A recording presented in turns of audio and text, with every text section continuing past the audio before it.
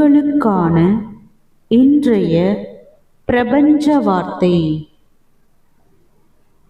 நம் மனதை பலவீனமாக்கும் மனிதர்களை கண்டு கலங்கிவிடாமல் மனதை அழகாக்கும் நேர்மறை சிந்தனைகளால் நம்மை நிரப்புவோம். கூடுமானால் நமக்கு எதிர்மறை எண்ணங்களை தரும் மனிதர்களிடமிருந்து தள்ளி இருக்க முயற்சி செய்யவும். ஒவ்வொரு விடியலும் கடவுள் நமக்காக தந்திருக்கும் இன்னொரு வாய்ப்பு.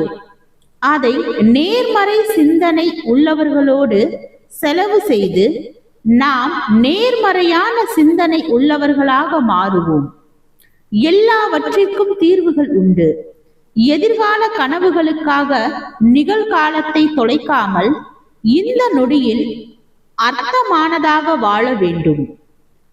உங்களை சுற்றி உள்ள நேர்மறை நபர்களும் உங்கள் நேர்மறை எண்ணங்கள் தான் உங்கள் வெற்றிக்கு காரணமாக அமைகிறது. எனவே நேர்மறையாக செயல்படுவோம், நேர்மறையாக சிந்திப்போம். வாழ்க வளமுடன்.